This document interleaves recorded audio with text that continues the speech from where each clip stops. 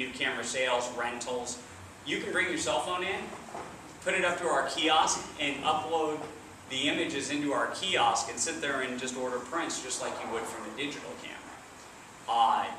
With Bluetooth now, you don't even have to connect the camera to the kiosk. You can literally just walk in, have it in your pocket, connect to it via Bluetooth, see those images, order them. You can order books, you can make calendars, pretty much anything you can imagine you can do. And the reality is, people are using more and more cell phones to capture images. I myself do it all the time.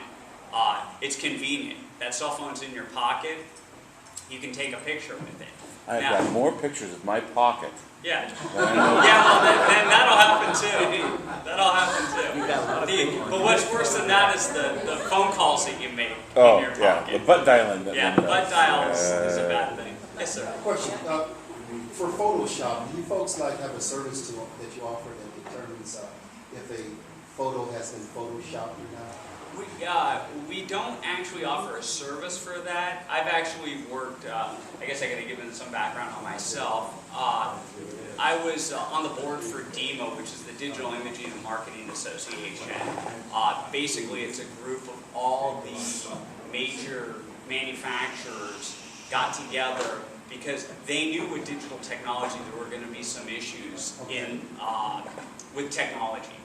And they really wanted to get on top of all of that and make sure that things like resolution, everybody here is 10 megapixel, 12 megapixel.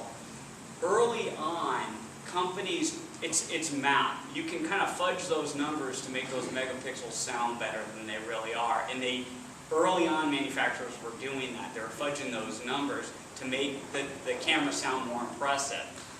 What DEMA did was DEMA kind of brought all the manufacturers together and said, listen, we're going to have an ISO for all this. We're going to have a criteria that we base everything on so that the numbers Fuji is giving for a brand versus Kodak versus Sony versus Nikon, Canon, all those numbers to a consumer have to be the same. You have to be using the same methodology to come up with your resolution numbers.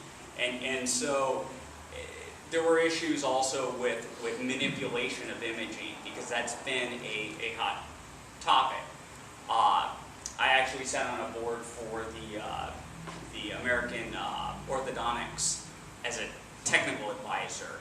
For that reason alone, was to educate as orthodontists and endodontists were using digital technology to, and dermatologists even, and plastics, to document reconstructive or cosmetic dentistry or anything like that. As they were taking these pictures, it was now a digital file. If somebody wanted to go in there and change the color of those teeth a little bit to show that, our before and after of our process, wow, look at the difference.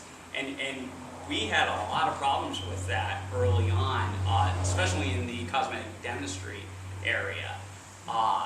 Some of it was done not quite bleached enough, so they just kind of bleached it on the. They just kind of changed the and what they didn't really realize was that for somebody with any mild expertise in the field, we could see that stuff right away.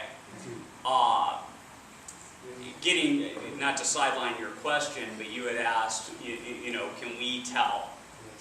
Absolutely. There's the FBI has designed software that can look pixel by pixel at an image, and it's the same algorithms that are used to make an image look better that also go in and they look at an adjoining pixel. So a pixel here, then a pixel here, and based on nature and what the image looks like, it's a mathematical algorithm. It should go from this color to this color in a gradation that makes sense, and when it doesn't, it stands out immediately.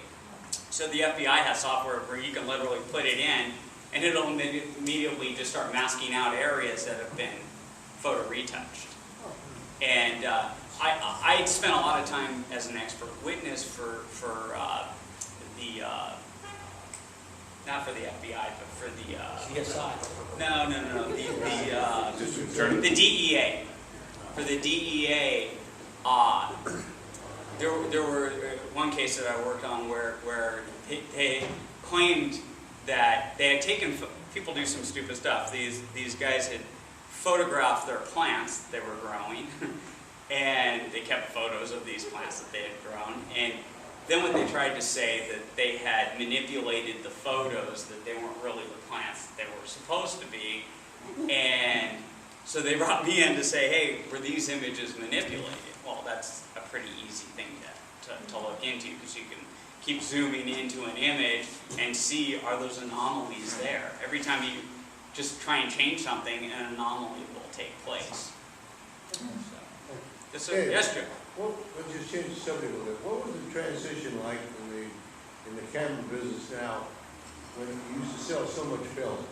You know, You don't sell it now. that's a great question, and it's funny because it's not just film, Joe. It's also the processing of the film. Because the film actually, we work on about a 5% margin You guys selling used to do film. a lot of film.